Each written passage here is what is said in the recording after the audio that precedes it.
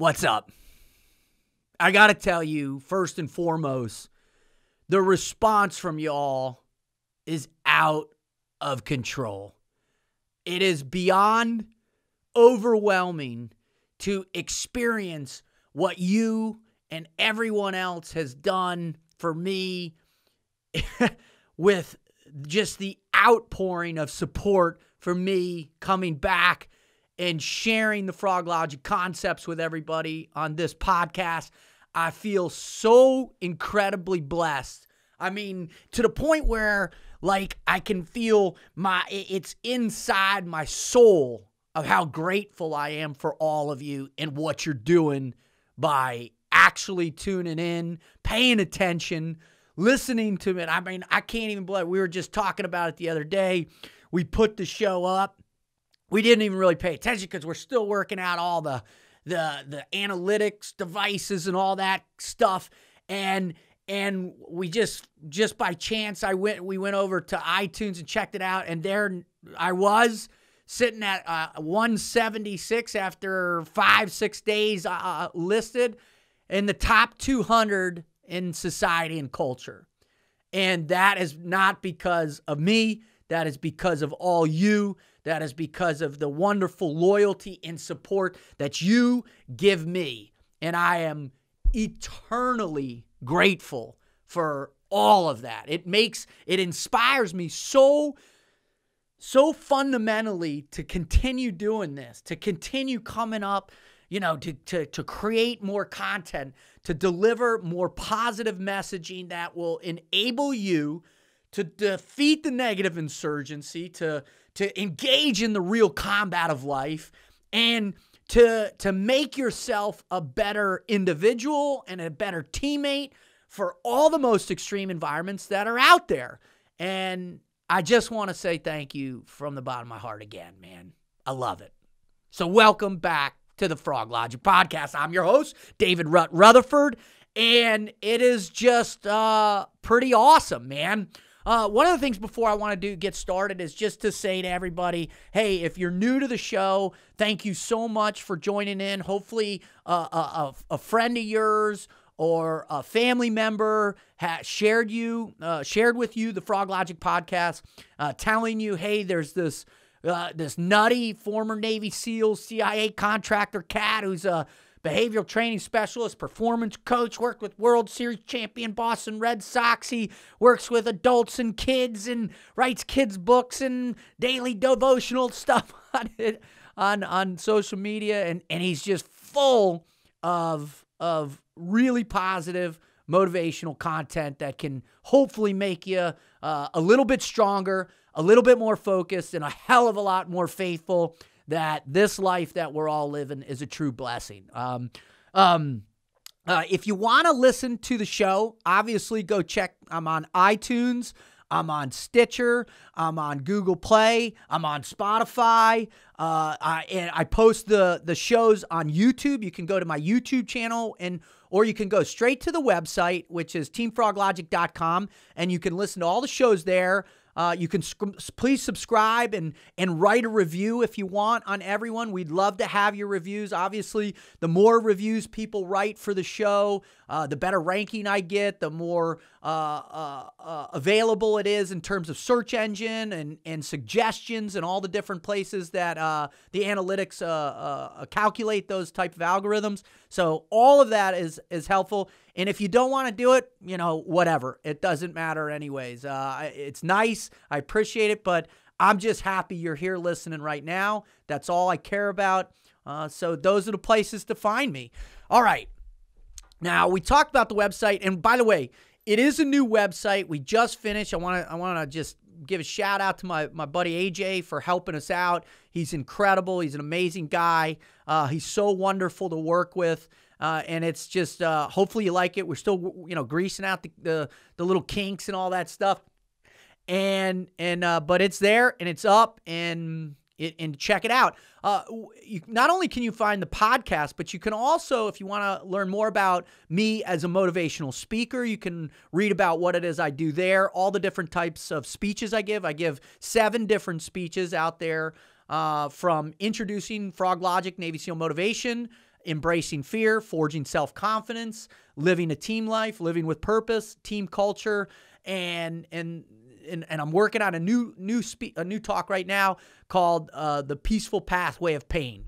That'll be out and ready to go here momentarily. All right, so that's what I see. You can also check out my performance coaching. You can see who I've worked with. I've worked with UFC fighters, race car drivers, professional tennis players, the United States Tennis Association, UPenn football team, Miami Dolphins, Green Bay Packers, and most notably, in 2018, I had the incredible opportunity to play some small role in the Collegiate World Series champions, Oregon State Beavers, and their victory, as well as worked for 3 years with the Boston Red Sox in the 2018 World Series championship team, and I'm so proud of those guys.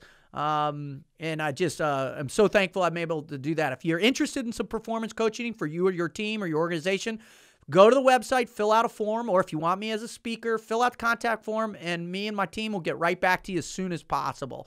Also, if you want to contribute to the cause, go to the merchandise. You can see books and hat and T-shirt. We're going to load some more stuff up this weekend for you to check out, but we can always appreciate all your support there. All right. So what is it we're here to talk about today?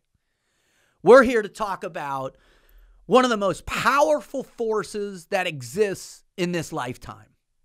I mean, this is a force so strong, so powerful, so insidious that it literally destroys our ability to succeed day in and day out. This is the thing that crawls into your brain, that seeps its way down into the fire in your gut, and it's like this hurricane gusting wind blowing that fire out. Just what do you think, sweetie? Is that good sound effects? It's not bad?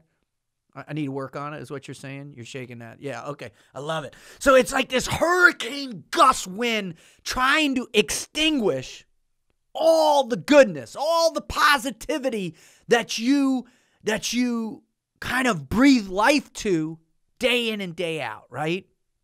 And that is called the negative insurgency, right? Now, one of the interesting things that I get asked all the time, I mean, whether it's on social media, and you can follow me at Team Froglogic on all the different platforms, whether it's on social media or direct emails or through the website, man, people hear the phrase, I talk about it all the time, the negative insurgency, and they always want a further explanation, i.e., that's why we're doing this show. All right, is I'm going to help you understand what it is, how it's present in your life, and then we'll do a follow-up show later on how you defeat the negative insurgency. But let's just jump right in, shall we? All right, now, here's the deal. First and foremost, you have to understand your own state of being and what that looks like, right? Now, when I first really began to understand the true essence of being, right, where you're not so much inside your own head as it is you're in complete existence, right? You understand the perspective of all existence. You understand the external influences, you understand the internal voices, you understand the pressure, you understand the victories, you understand that all these things are kind of commingled. And for me, where I really began to discover that was when I finally became, really kind of the awakening for me happened when I became an instructor for SEAL qualification training. And it was an interesting story of getting over to that place. I was a one-platoon wonder. There was a need of the Navy at Naval Special Warfare Center for a corpsman medic instructor at SQT, SEAL qualification training. I got yanked out of my second platoon, thrown over there, and thanks to some really beautiful human beings, some amazing mentors in my life, from Chris and Matt and David and Carlos and all these incredible human beings, most especially Mike and Bruce. Bruce, I love you. I miss you. You're always in my heart. I began to recognize the power of what we were doing in that moment, right? The magnitude of influence. And you have to look at it in this perspective. You have to look at it that we're in every day throughout your day, you're in this state, right? This flux of states, right? You're in this place where you're either available for input or you're neutral in input or you're resistant to input. And when I got over there as an SQT instructor, I began to realize that, man, these kids, they were my peers. I mean, hell, I was only a few years ahead of them. They were primed. I mean, the ultimate ready and available for new information and guidance. Now, that's an amazing thing. I mean, we've all seen people that are great learners. And one of the things I always work with my private coaching clients, I said, are you trainable or are you not trainable? All right. And then in the teams and special operations, we look at life like this. There are people that are either trained or untrained, period. There's no in between. And you either accept the fact that in order to grow, in order to gain momentum, we have to be trained. And once you open your heart in its entirety to be available to this level of imprinting, man, now you're cooking with gas. So here I'm seeing these kids and I'm like, all right, this is a huge responsibility. This is something that's critical. It's if I imprint the wrong things on these kids, they're going to turn out to be, not only shitty frogmen, but they're going to turn out to be bad people. They're going to turn out to be bad teammates. They're going to turn out to be bad members of the SEAL teams. They're going to be bad people in their home lives, right? And so what I wanted to do was really begin to understand what it is we're trying to imprint. How do we break this state of being down? So I started doing the research and really looked at, for obvious reasons, really began to look at all the different types of warring cultures out there, right? And for me, the first place that was the easiest to start, obviously, is the Spartans, right? Everybody loves Spartans, man. The Battle of Thermopylae, Leonidas, and the 300, man. That movie still blows me away. I try and watch it 3-4 times a year. The great book by Stephen Pressfield, Gates of Fire, explains all that. And you look at it and you start to understand their ethos and where it begins, right? And joining the Agoge at like 8, 9 years old, and then the tutelage to prepare and become a true warrior and what that means in its entirety for your state of being.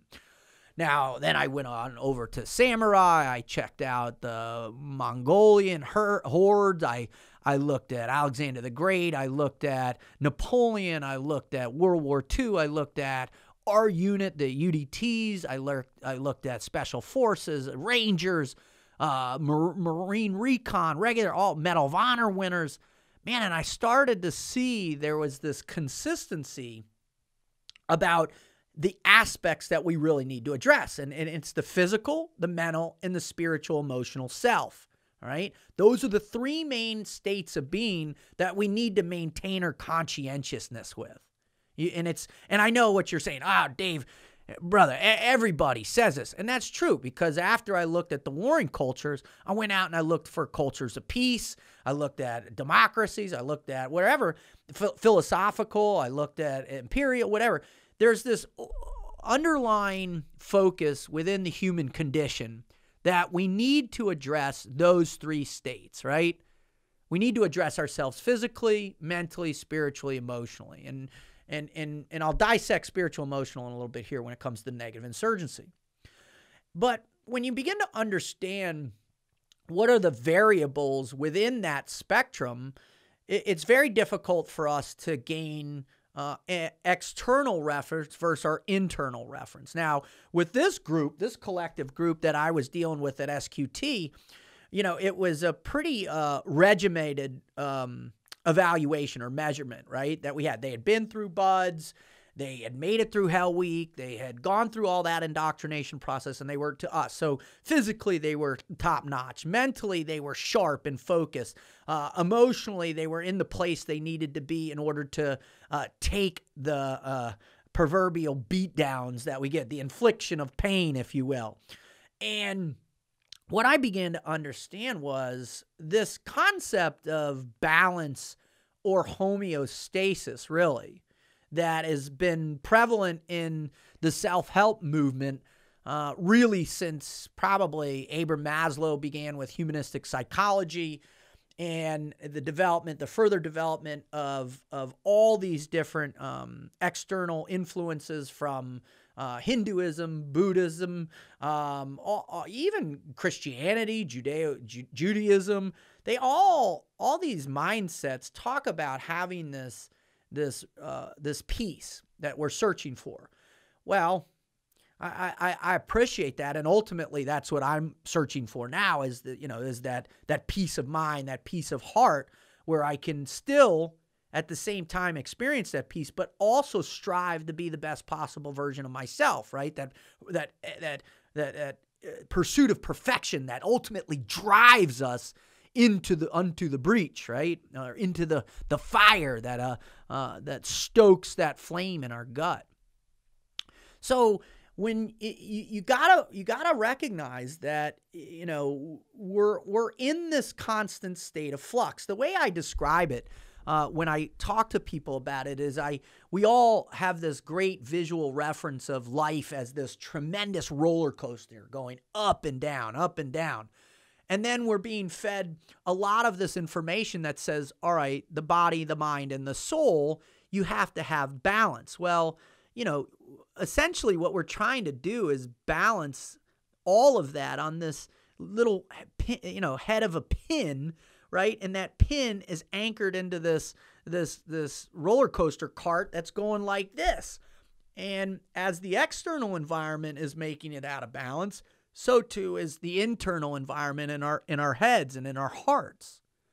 So we're always having to adjust a little bit. So this concept of true homeostasis or this balance within ourselves, I believe is a little bit of a lie. I hate to break it to you. I hate to bust the bubble or pop it or shift your balance out of whack or to mess with your lotus position and your sixth eye. I'm really bummed out that I'm doing that, but frankly, that's just the way life is, right? I mean, to imagine that the negative insurgency is going to somehow lay dormant because you master something, some relevant aspect of the triad, and that's what I call it, the triad, the body, the soul, the mind, right? Or the physical, the mental, spiritual, emotional health that we all pursue, that if you somehow believe that you have a mastery that you contain, then please send me an email because I want to have you on the show. If you believe you've mastered something, then please send us contact message. I'm going to get you on the show. You can tell us how you all got there, and then I can just, rapid fire 50 cal questions at you and see if you can withstand that. Because, right? The reality is that we basically have these three states of being, right? We can either be positive, we can be neutral, or negative, right? And that's the way every day you wake up, when you open your eyes and you take that big, huge breath and you fill your lungs with the dynamic, kinetic nature of life itself. And you check out your opposable thumbs and you're like, hell yeah, I'm ahead of all the other species, right? And your prefrontal cortex is feeling funky. You begin to realize that you have choices every day, right? You have choices. But those choices really are indicative of how well you manage the external and internal influences of your life. Now, one of the things that you got to understand is, and I talked about this in my first show back, who am I and why am I here, which is ultimately understanding your identity and your meaning in life. If you're in any way, shape, or form driven to begin to understand or solve or answer those very profound questions, then that requires momentum, right? You've got to push yourself in some capacity. Right? Now, some people push themselves in really unique and outlier ways, i.e. David Goggins. Other people push themselves in with relatively little effort, like most of all of Congress and the Senate, right? People who camp out in those positions. Sorry, I shouldn't talk smack about all y'all. Some of you are actually trying to do it. Dan, I love you. Keep it up, buddy. But, there's an overwhelming sense that this concept, the negative aspect of it is what it is will just prevail as long as we have that sense of security and safety in a complacent existence, right? We're not pushing ourselves. We're not creating an imbalance in our state of being. But if you want to find purpose, if you want to have real meaning in your life, then existing itself is not enough, right? Letting life determine which direction you go, whether you go right, whether you go left, whether you try for this job or that job, whether you enter this relationship or end that relationship, whether you're a good father or bad father, whether you are a good employee or bad employee, just existing itself is not enough.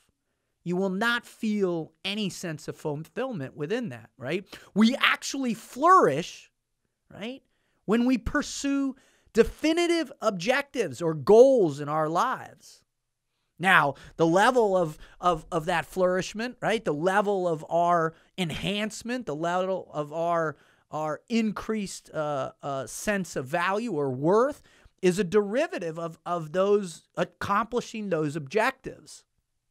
And that's a critical aspect, right? Because ultimately, it's pretty proven. And all you got to do is, and I don't believe it's just contained to Judeo-Christian Western societies, right? Where we're pursuing materialism, we're pursuing wealth, we're pursuing power, greed, and all that. Man, this prevails across all cultures everywhere around the world. Just look at corruption overseas, or you look at the containment of power, how people in positions of power make it virtually impossible for anybody to move into positions of power, right? And so as a result of all these things, we start out every day by our own selfish goals, which are completely acceptable, completely good. You got to have selfish goals. It's the context of those selfish goals which determine whether or not, that negative insurgency is going to begin hammering you.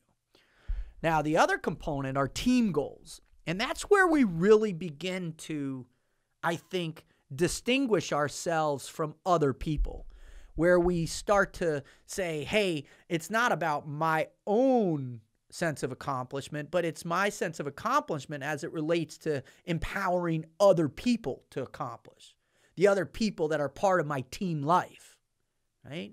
And that's critical. That service, if you're floundering in this pursuit of perfection, or this altering your state of being, it's real easy to get the process going by just thinking about how you're servicing others, right? And I'm going to do a show on service and servitude and all that in the future, but just think about that. Think about the effort that you're willing to make, the sacrifices you're actually willing to make in relationship to benefiting other people, to making other people better. And that really gives you a great perspective on, where you are, right? This process of purpose, right? Because here's the deal. And another, warning, whoop, whoop, whoop, another bubble burst coming your way. Here's the deal. That if you somehow, some way, and I'm not quite sure how this happens. I mean, it could be a whole myriad of ways. It could be a complete detachment from reality. It could be, I think, a lot of people that lose perspective on hard work, or I think people that have been given too many things can lose perspective. But if you are in some way, shape, or form denying the reality of pain and its relevance to your improvement, then guess what? The negative insurgency is already rooted in your mind, right? Because pain and the application of pain is the feedback with which we're able to reshape our purpose.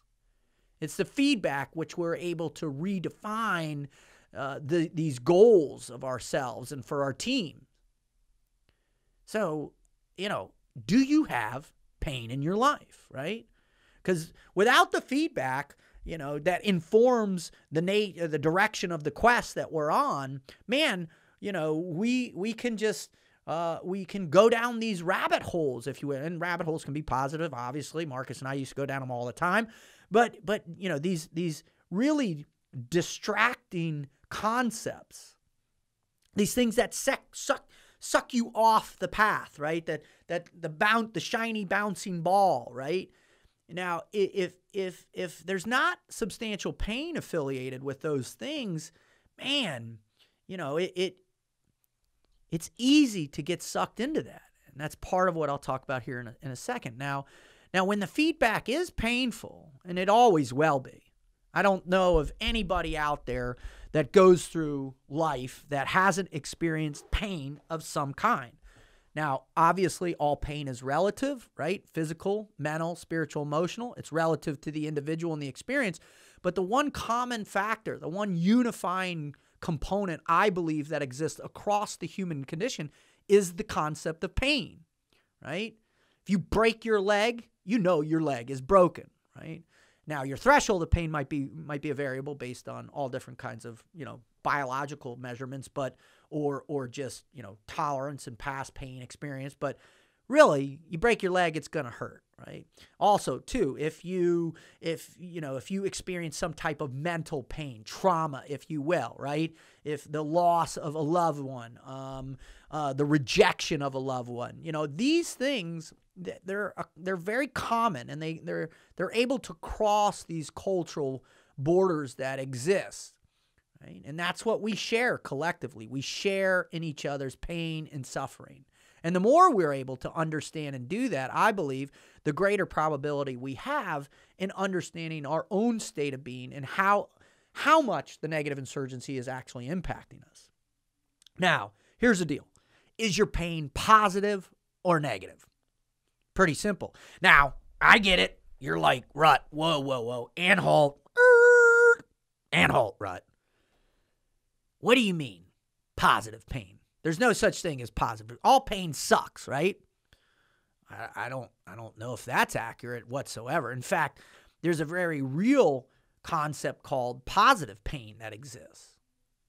All right, think about the last time you attempted to run a marathon, or you did run a marathon, right? I'm willing to bet that when you were on that first time over 15 miles, from 15 to 20 miles, that first time you experienced the taste of the wall, right? The grit, the burning in your feet and your back, and the pain of the cramps and your dehydration and that excruciating pain. But that pain was necessary for you to then accomplish the objective. Well, the same thing is true if you went through any very difficult educational process. The same thing is if you learned the hard way in life, right? Through a never-ending series of failures. And most importantly, if you are experiencing deep-rooted emotional pain. Now, most of that pain we take out of context and we automatically put that in the negative categories. But let me ask you this. How often, how many times have you said, that which does not kill me only makes me stronger? How often do you say that? And if you've ever said it, then you acknowledge the fact that pain is good. Suffering is good. It's just how you look at it, how you experience, how you understand it. Now, obviously, there needs to be a lot more detailed description of positive versus negative pain, and I'm going to do a show on the peaceful pathway of pain, as I said. But what I want you to think about now is there's this perpetual presence of pain in our lives, right? You also have to understand that there are forces that exist, right? There are real forces that exist that try and shape that pain regularly to being negative. And that force, that energy, wherever it comes from, whether it's initiated in your own mind, or it's initiated by others, or it's a result of Mother Nature, I don't know. But there are forces and there's an energy that shapes that pain in a very negative light. That is the negative insurgency. All right? Now, one of the things that you really got to understand is what is an insurgency? Now, the simple definition of an active revolt or uprising. Now, there's definite connotations of something unique about that uprising. It's lifting you up, right? Revolt. It's going against something that needs to have revolt against it. Now, that something is you, right? That something is your physical, mental, spiritual, emotional self. And there is an uprising always brewing inside you and outside of you, right? Now, when you go and you begin to dig into what real insurgency is about, and let me just read you the first couple paragraphs on one of my favorite sources, Wikipedia. And all you wiki haters are out there, I'm sorry, I'm not as scientific as I'd like to be with all you. Maybe in the future I'll try and be. If you have a better definition or maybe a book on insurgency, go ahead and send that. Or if you're an expert on insurgency, send us a contact. We'd love to have you on the show. All right, here you go. An insurgency is a rebellion against authority. For example, an authority recognized as such by the United Nations. When those taking part in the rebellion are not recognized as belligerents, lawful combatants, an insurgency can be fought via counterinsurgency warfare and may also be opposed by measures to protect the population and by political and economic actions of various kinds and propaganda aimed at undermining the insurgents' claims against the incumbent regime. As a concept, insurgency's nature is ambiguous. That's my favorite part of the whole thing, right? The nature, oh, that's phenomenal. You got to love that. That's going to make the show a little bit more tricky. All right, when you think about it, the nature of ambiguity, and I'm going to talk about that a little bit here in a minute, about moral ambiguity. But when you think about, right, the insurgency's nature being ambiguous, that's exactly the point I'm trying to make with the negative insurgency. This force of energy, right, it comes at you in all different types of forms. It's all around you. It's woven in to the energy of life itself. It's everywhere. It commingles, right? The yin and the yang. It coexists with us, externally and internally. And you have to be able to recognize that because it is such a powerful part of the process of understanding the insurgency. All right. Now, when you start to think about the insurgencies in your life, and that's the combat of your life, the fight you're making, right, to either be positive, neutral, or negative, because it all requires some type of focus or action, right? In the combat of your life, right, internal, external combat of your life, you have to look at these types of things in detail. So what would the physical insurgencies be in our life? Most obvious one by far is our age, right? I am not getting any younger. In fact, my fiance laughs about it pretty regularly. In fact, she busted my chops about a couple hours ago about how slow I am, about how I have no glutes, how I have no hamstrings and no quadriceps, in fact. And if I were ever to actually, allow that negative insurgency to penetrate too deeply into me, I'd probably quit the whole shebang right now.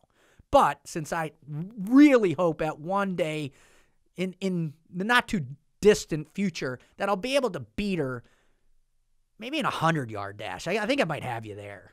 She's shaking her head. No way. Yeah, am I going to do it? All right. So the physical, right? Age, your body breaks down, right? Over time, the more impact you have on it. My neck is shot. My lower back is shot. My buddy Dan, he's got the ankles of an 80-year-old man. He's 40 years old. It all takes the impact, right? It's whittling it away, right? The injuries that we face that linger, the scars that we have, the scar tissue, the metal we have inside of us, or the sickness. How often do you get sick? How often are you chasing that, right? What's your general health? Is your fitness good? Are you part of a great fitness plan? Or are you still relying on the same fitness regimen that you did 30 years ago with your high school football team or your high school softball team? Or have you actually come into the 21st century? Are you effectively making a difference to strengthen your body as age confronts it, as the negative insurgency of age itself, right? Time, Mother Nature, the absolute fact that you will die at some point. What are you doing to combat that? What type of positive pain are you applying? Now, the other component of this is really within your general health is, the kind of the non-tangibles, right? Or actually, this has become a huge tangible aspect of things, right? What's your sleep look like, right? For me, man, I'll go 2 or 3 weeks sleeping great, and then I'll have a week of horrible sleep, and then I'll go whatever. And usually it's all component of the stress I allow in my life. It's a component of how I'm feeling physically. Am I taking care? Am I stretching? Am I working out? All these things, man, they're wreaking havoc on me. So I'm basically allowing that insurgency to get the best of me, right? It's winning the fight. The other is, what's your recovery? There's a brilliant guy out there, one of the best in the country by far. His name's Jeff Nichols. He's a former Navy SEAL. He's a strength and conditioning guy, but he's also a recovery guy. Go check him out. He's got a company called Performance First. He talks about recovery with reverence, right? Almost as if it's a religious experience, right?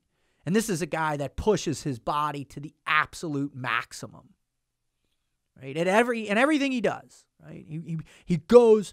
There is no half-assing it, right? Everything's calculated, everything's focused, everything's determined. He applies positive pain with such scientific application that it doesn't give the insurgency anywhere to go in him. I mean, actually, time is always present, but because he focuses so much on recovery and the nutrients he takes, what's he eats, what's he drink, what's he, all these different things that help his body perform, right? And the other one is eating, right? What's your diet look like? That's the number one thing. I think everybody understands that pretty substantially. And we're going to do a show on nutrition with Jana here, my fiance, in a little while. So everybody stand by for that. All right, mentally. Where does the insurgency live with you mentally, right? What's your education look like? How smart are you? How smart are you? How much knowledge do you have? What's your common sense look like? Now, these are all factors that when you slam these things into all these different factors of reflection, what are you finding? What are you seeing?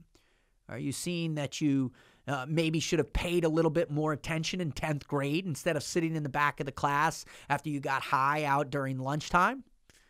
Or are you saying to yourself, my God, I'm so thankful I went on and to really understand and specialize this particular thing that enhances my life every single day?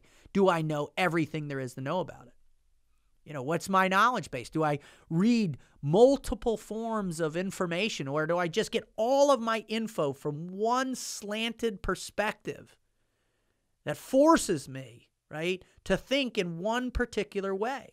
That actually constrains my cognitive capability because I'm only feeding from one piece of the pie. Now, how about your common sense? Now, a lot of people believe that you can't teach common sense. What do you think, sweetie? Can you teach common sense? She says, yeah. Now, I believe that's true. Most people say you're either born with it or not, and I just don't believe that. Because have you ever seen a 2-year-old? They don't have any common sense at all. In fact, they're about as bad at common sense as anything I've ever seen. They suck at it. I know, it's a joke. Just relax, right? I don't hate children. I love children. I have 4 children myself. Common sense, right? Right? What's your common sense look like? Is it because you're front sight focused and you're looking through life through these little toilet paper tubes? Or are you like this and you're taking in all this information that gives you greater, more general knowledge about the world around you, right? The next one, emotional. And a lot of that comes from your cultural indoctrination, right? How you grew up, where you're from, the influences you had from your parents or parent, from your family, your close friends, from those ages of 5 to 15. And then whatever organizational, cultural indoctrination you've had. For me and my friends, the magnitude of indoctrination that we experienced going through SEAL training and being a part of the SEAL teams, and even at my brief stint with the CIA, those cultures are substantial, and they definitely leave an impact. I mean, the imprinting from those experiences, they still provide both a very positive pain in my life and a very negative pain. All you operators out there who suffer, you know what I'm talking about, right? And that goes back to this emotional pain, the trauma we experience in our lives. Now, if you've experienced trauma, you know exactly what I'm talking about. And you're able to affiliate now that trauma and give it a name. It's the negative insurgency. And you know it rears its ugly head whenever it wants often if you haven't addressed it and gone after it and trained yourself in order to deal with it, right? That trauma is always there. You can't unlearn or unlive that trauma, so it's there. And that could be, you could also have biological issues, right? You could have an imbalance in your brain. You could suffer from chronic depression. You could have bipolar. You could be schizophrenic. You could, all different types, slight anxiety. They estimate that over 90 million people in our country alone are challenged with some mental health issues. I mean, hell, look at all the recent spatter of all these mass shootings, which is a massive issue. And also another topic that I'm going to cover here soon, right? So when you think about this roller coaster, and that's really the roller coaster we describe most, is the roller coaster of our emotions.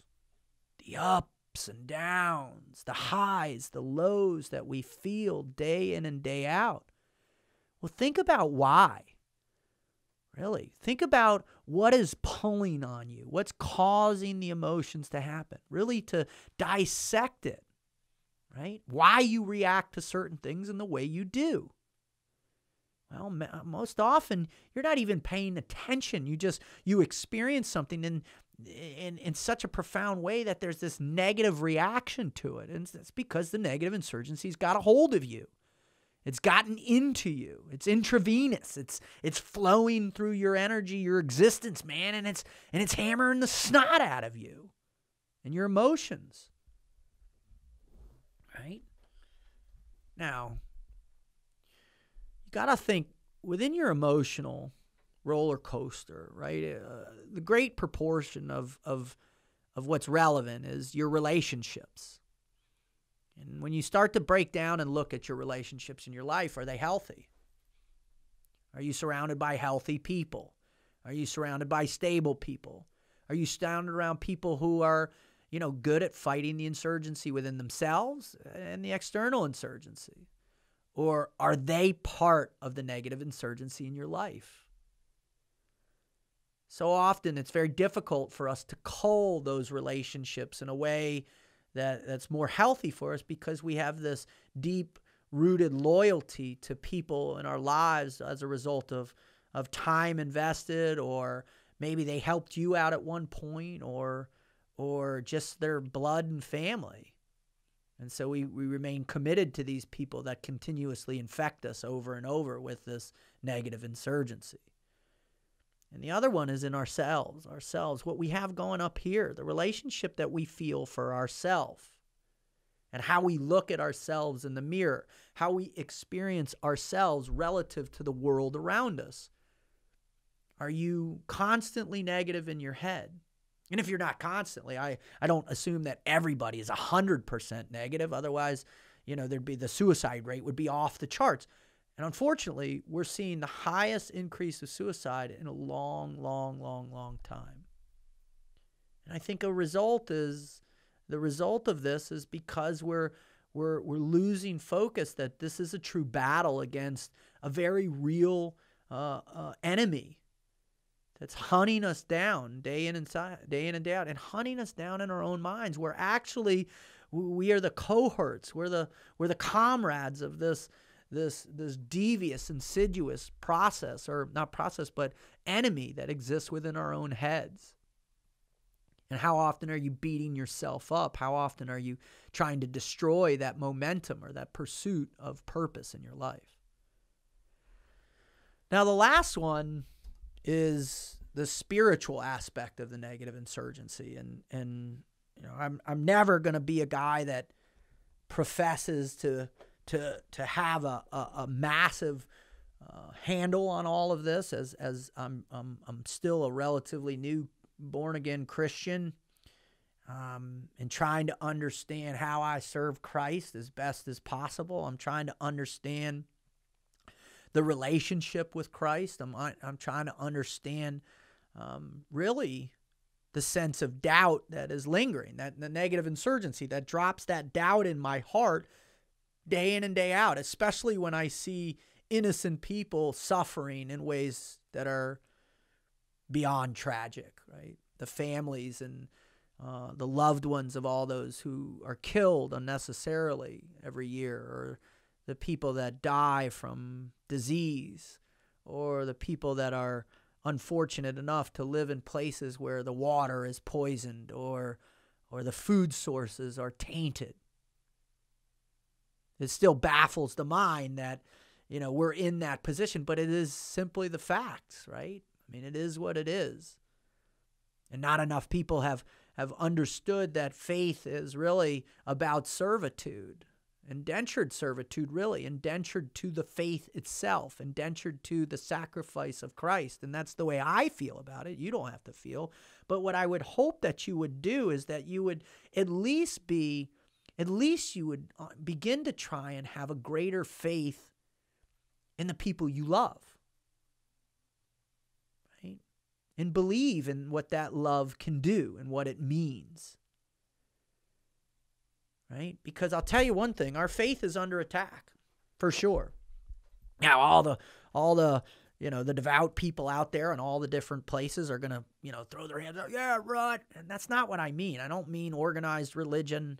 I don't mean, the Bible or Islam's under attack. I don't mean any of that. I just mean people's ability to have faith is under attack, right? Because we root our faith in these grand ideas of a God, something beyond our comprehension.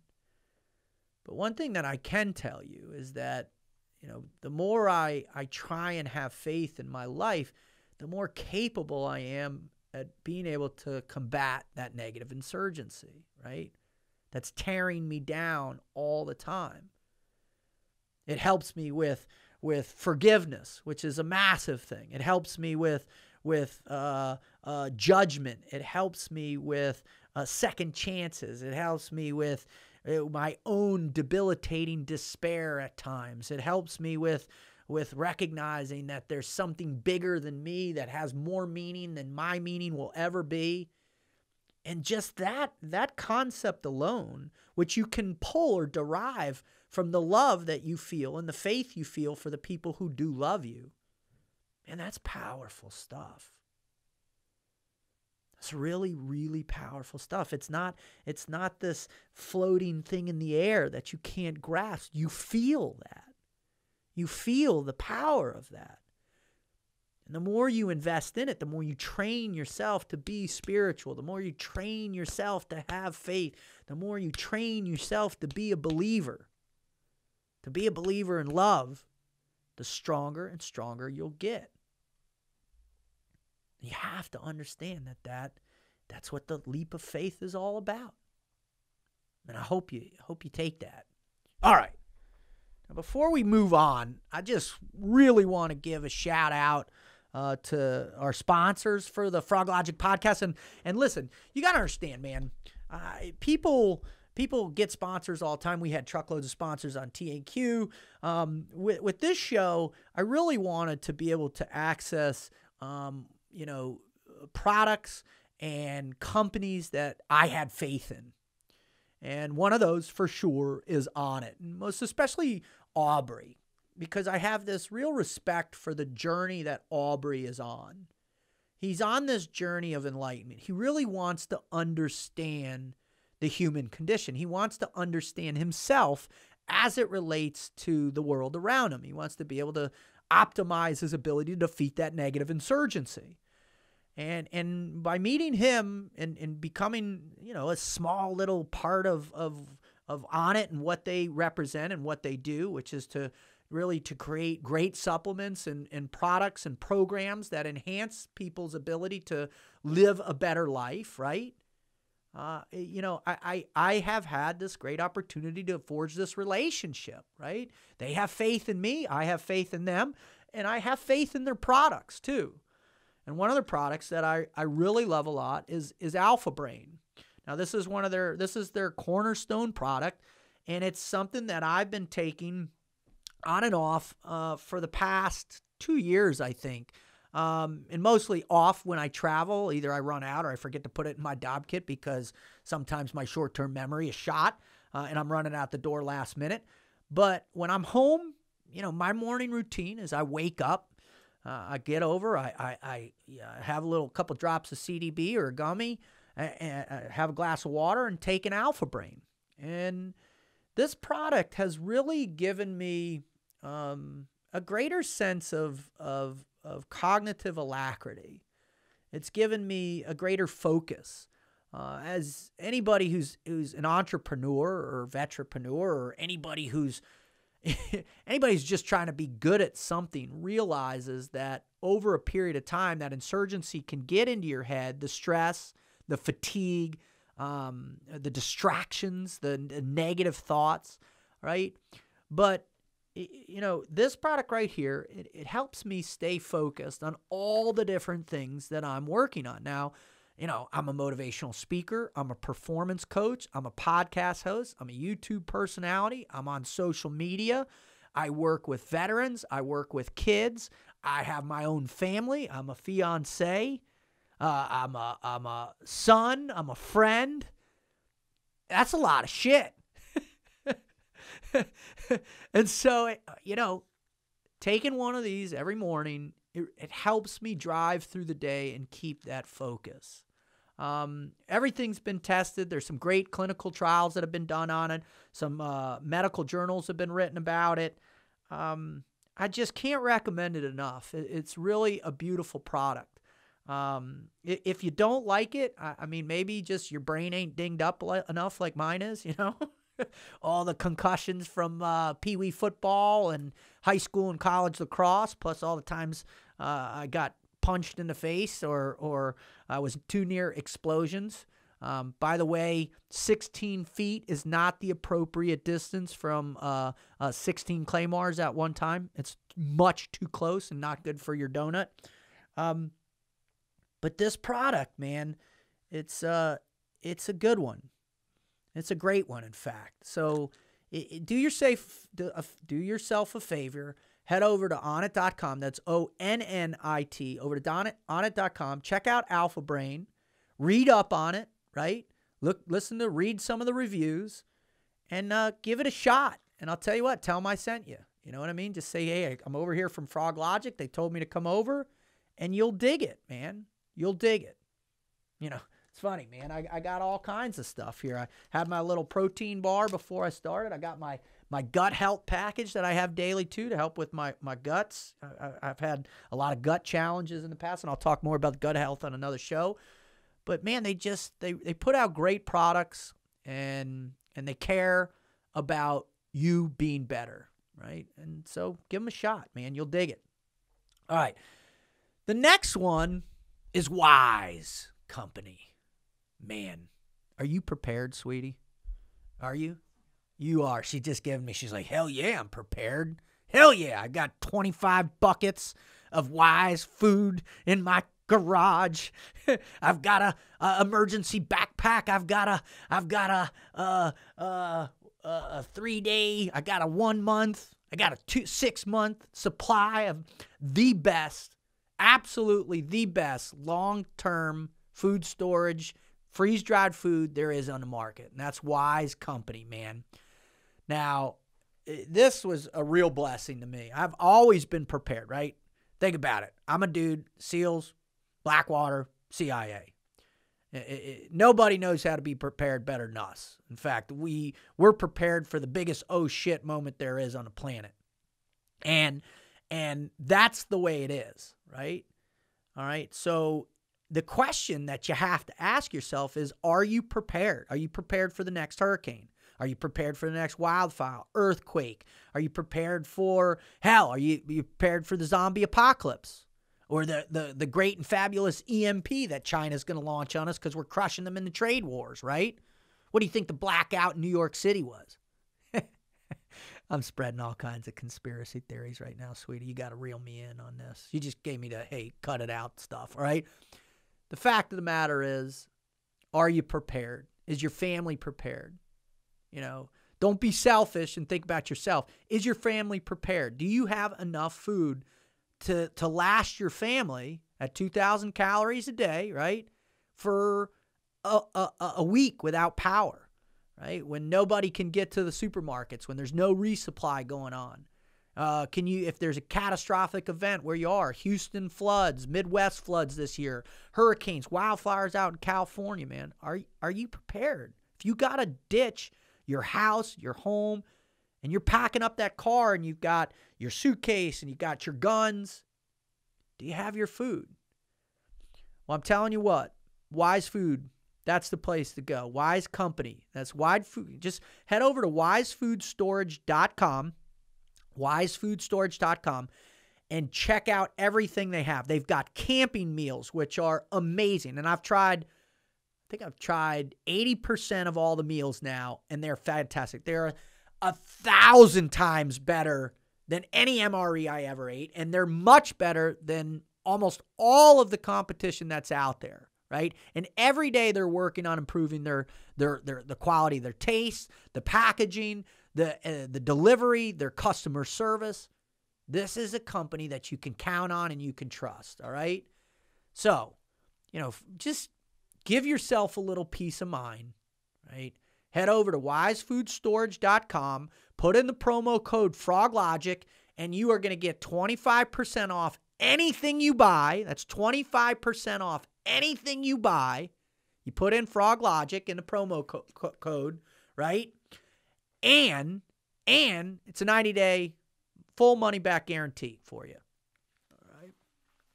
Oh. So, that's Wise Company. WiseFoodStorage.com. Go over. Froglogic, 25% off everything they have. Check it out. If you don't like it, send it back. And it's free shipping, by the way, with my promo code. Free shipping, too. All right. That's Wise Company, right? All right. Be ready. Be wise. Whew. Are you ready? You ready to get back into it? I am. Because one of the things everybody I know is asking me right now, and they're thinking in their mind, well, all right, we get it. We understand the insurgency. We understand where it is, what we need to address. Mental, physical, mental, spiritual, emotional. We understand that it's in our heads and it's external. It's within our relationships. It's within all these other things that are out. But how does it come at us? What are the specific ways? All right. First and foremost, it comes at us in a full frontal attack, right? The frontal attack assault is the one that we always have to worry about. Now, here's the thing. When you are under assault, and anybody who's been in a fight before knows that feeling, anybody who's been in a really intense verbal altercation, if you've been in a massive breakup, if you've gotten in an argument with your boss, or you've had road rage, or geez, Christmas, that's my entire existence right there. Sorry. You understand that a frontal attack is no joke. I mean, it's the scariest thing in the world. A frontal attack is no joke. Now, where do these frontal attacks come from with the negative insurgency?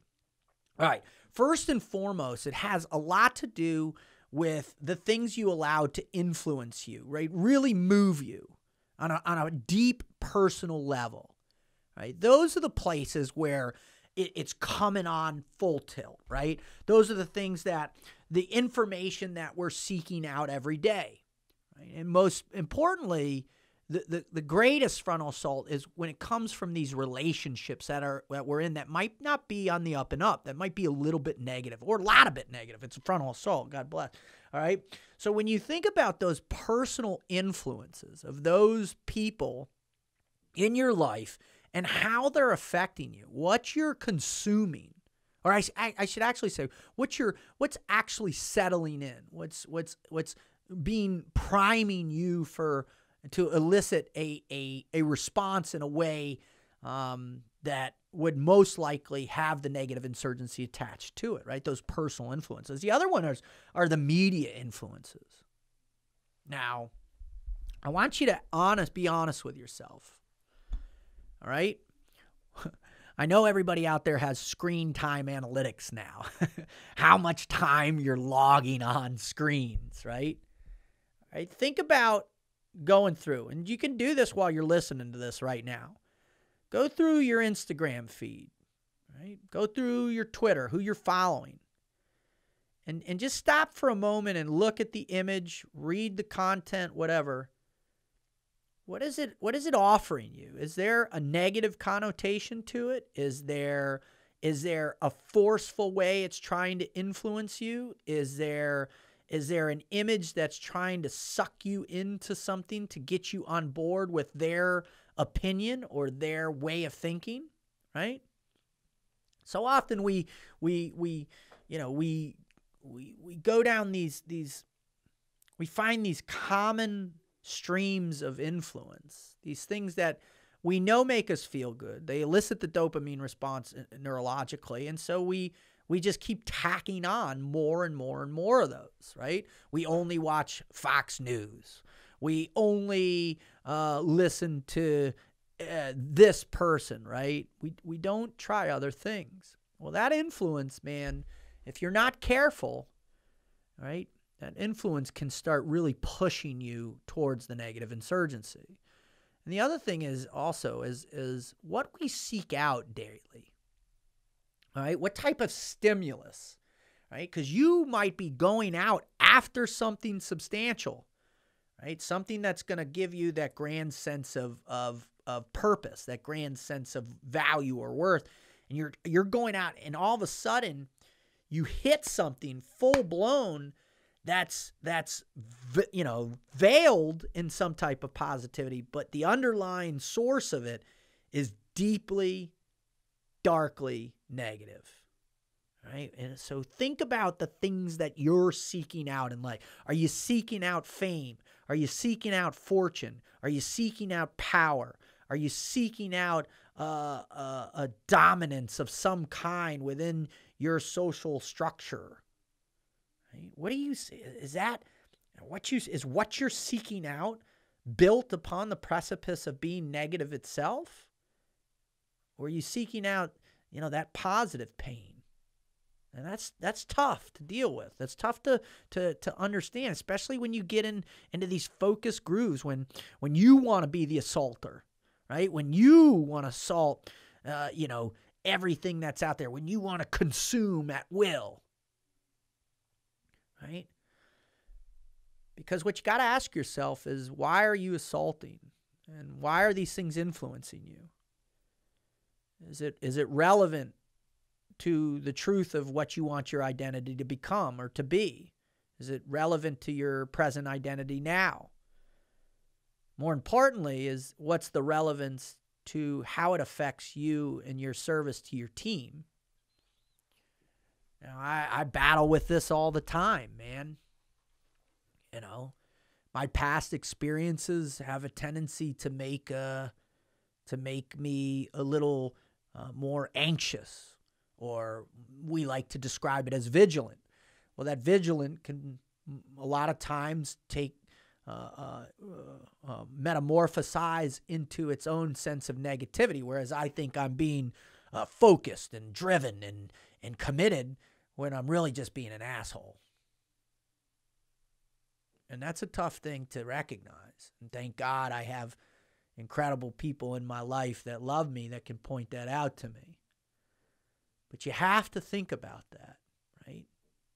How is this the relevance of what you're going for, or what's coming at you? How is it going to affect, the positive aspect of what you want to be? Who am I and why am I here? That deeper meaning and purpose. Because, although there have been many people that have found some great purpose in being assholes, the overwhelming majority, I believe, based on my research and fascination with history and very evil people, is that it didn't work out in the end for most of them. All right. Now, here's the other concept with it, is you start to have to think about, this flanking maneuvers. Man, and I love the flanking maneuver. There's nothing better than teaching the flanking maneuver. It's, Sun Tzu at its best, right? Actually, the next one is Sun Tzu at its best. But flanking maneuvers is the oldest of old when it comes to military tactics and training. Now, the flanking maneuver, though, with the negative insurgency, man, this is the one that really, flips us up on our heads, man. The one that knocks us off our center point, that little head of the pin, remember. That's where your balance exists in physically, mentally, spiritually. That knocks that thing off the tracks, if you will, right? There's those flanking maneuvers, the sudden and radical shifts in momentum. Because we get that head down, we get that trail mode, we get that focus, that drive, that determination, that sense of that goal that's in front of us, and we go, and then whambo!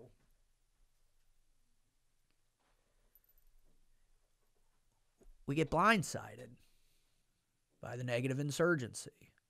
And that could be sickness, we could get fired, a breakup, rejection, judged, humiliated. And you know what I'm talking about. You just have to remember those times in our lives where, we had that wonderful sense of complacency, that we were overconfident, if you will, based on, these either incremental successes we'd had over an extended period of time, or these giant award-winning moments where we feel validated as it relates to the world, our immediate world around us, right? I'm as equal as they are. I'm as good as they are. I have what they have, so I'm good. Wham!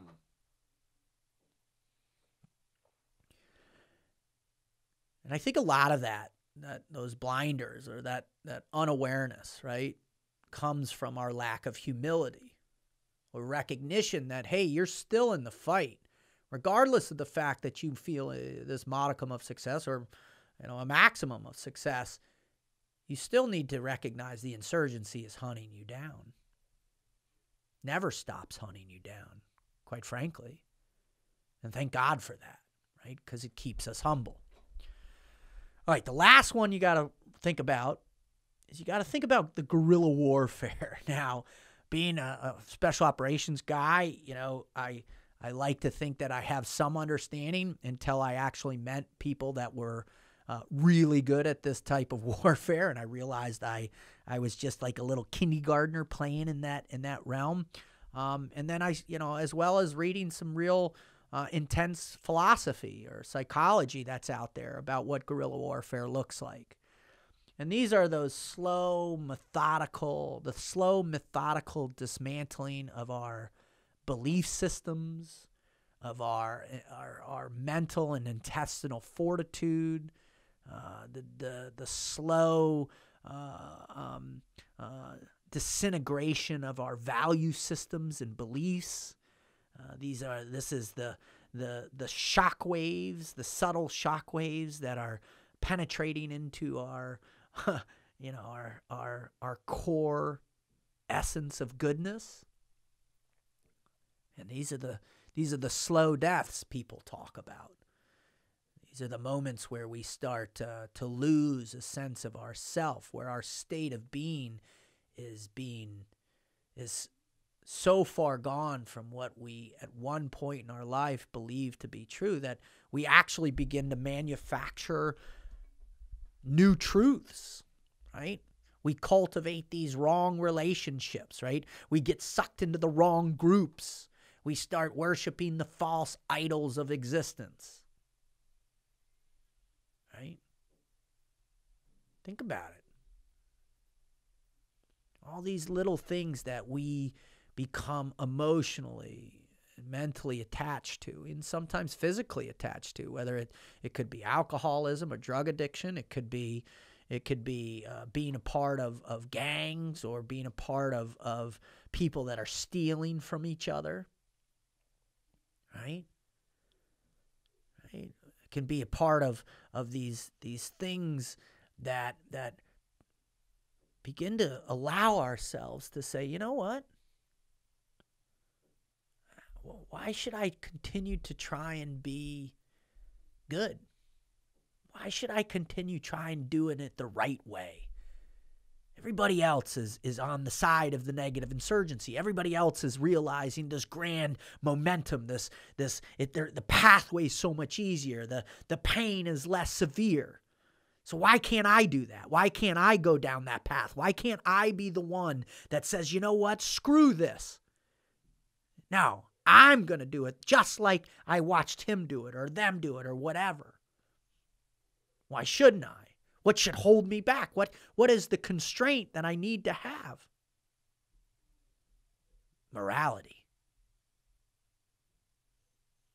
Right? Now, a lot of people out there, they wanna believe that there's a real definitive line that exists within morality, right? You know it.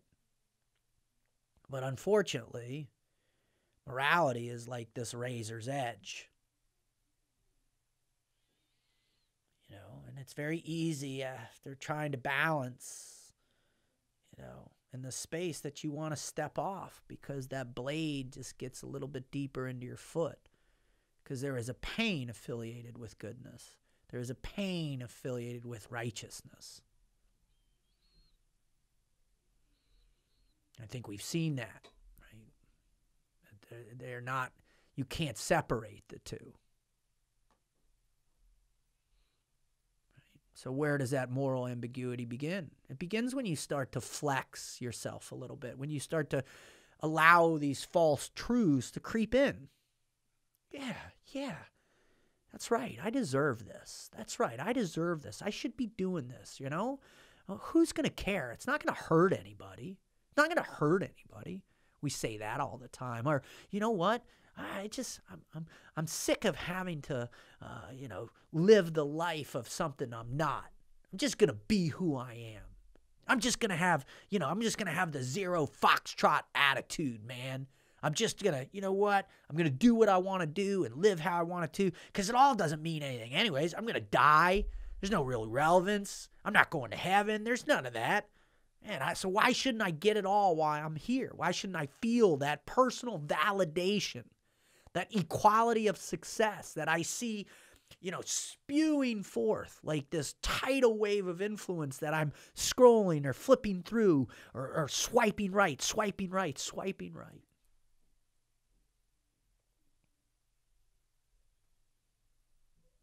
I tell you what.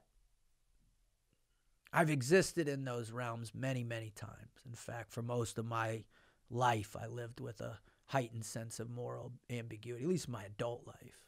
Maybe a little bit earlier, my adolescence.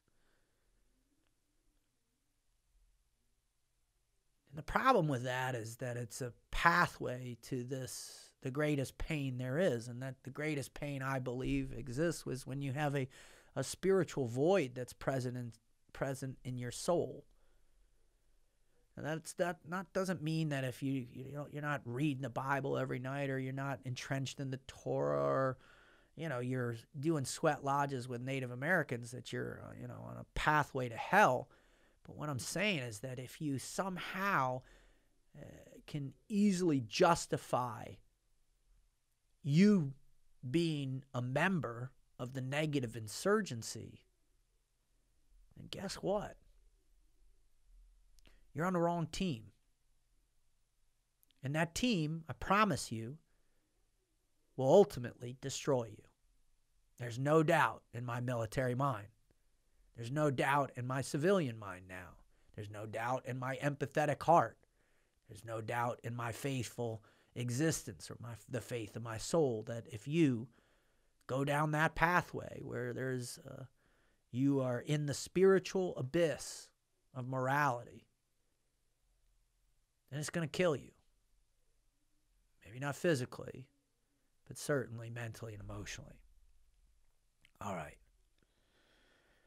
Where is this negative insurgency? Where is it? Is it creeping in my golf bag? Is it underneath all my mementos? Is it sitting underneath my pillow? Right? Where is it hiding?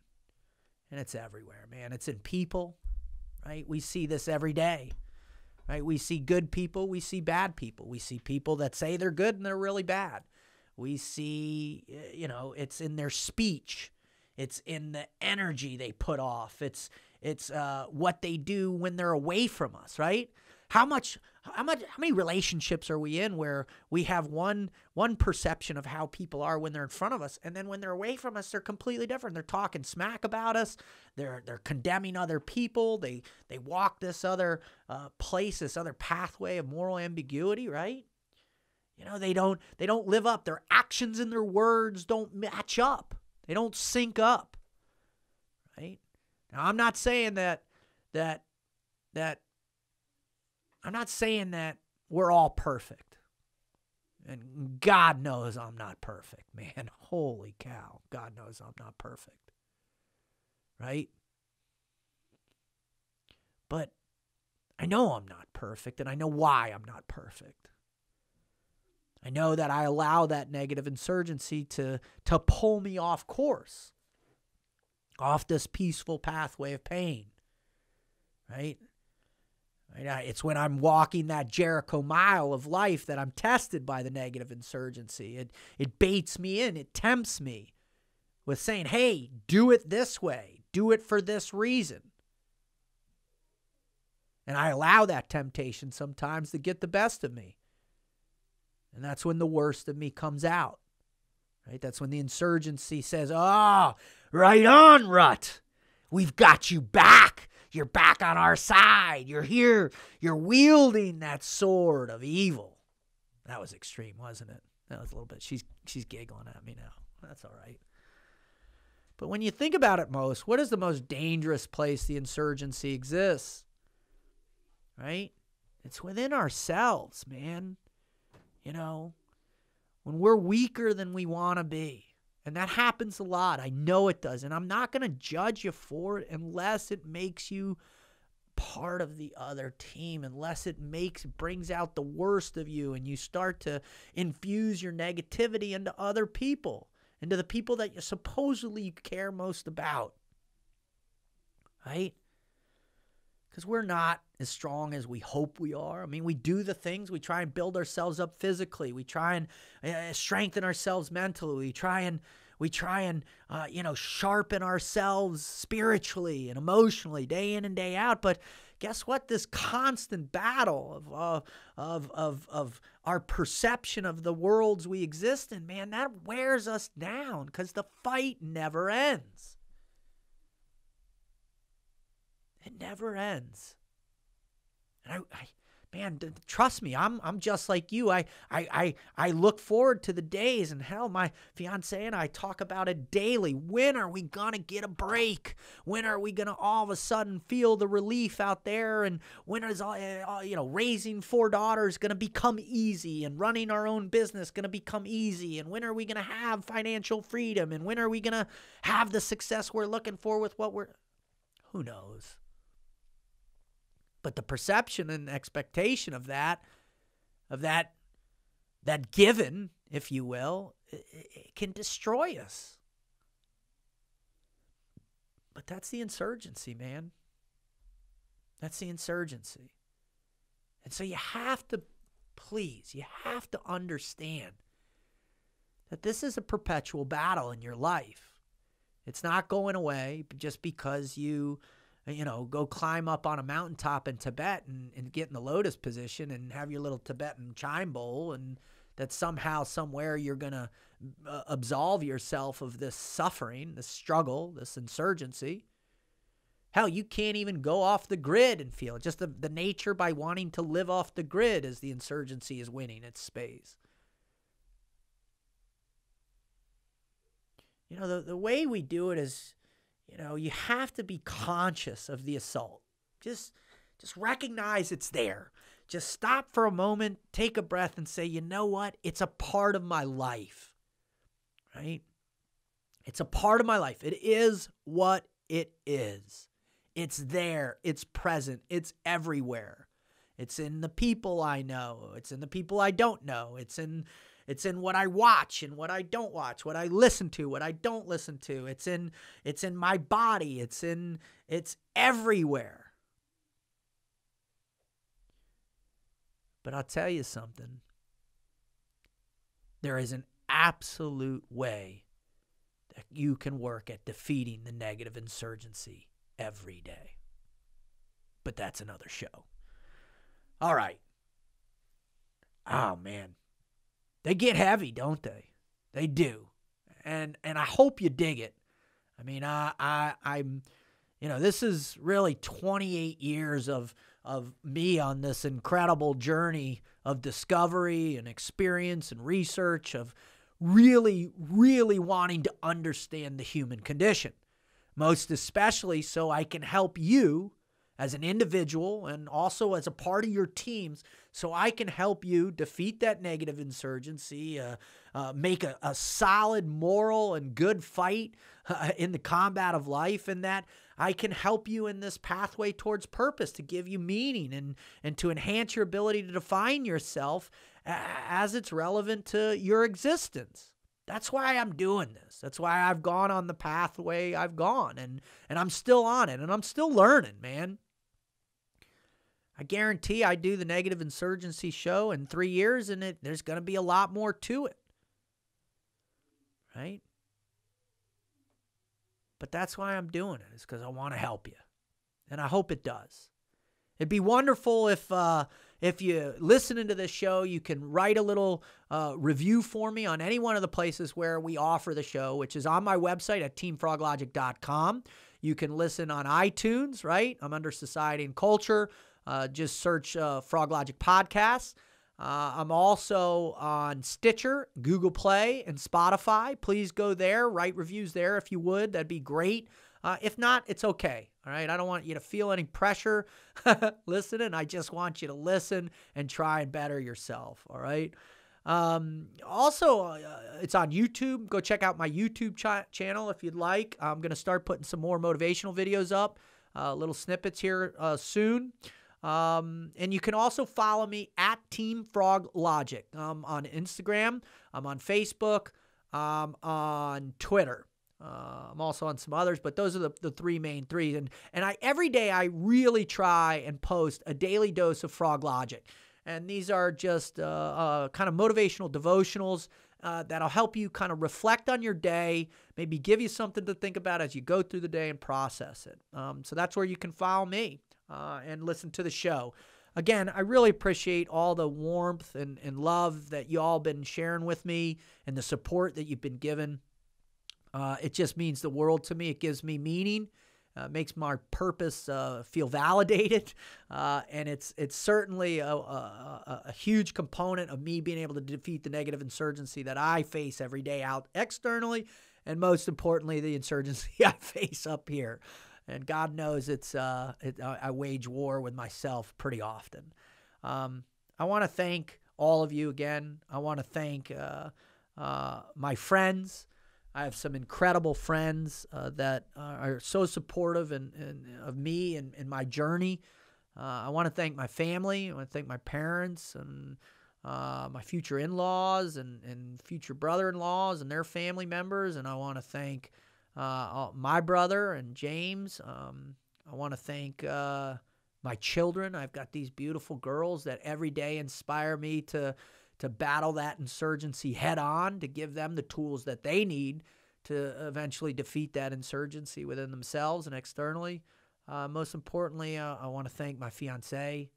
I love you very, very much, and thank you so much for everything that you help me do every day. I love you. And I want to thank Christ and God, because they give me the spiritual armor, the armor of love I get to don every single day in order to take up the fight. Thank you. God bless you.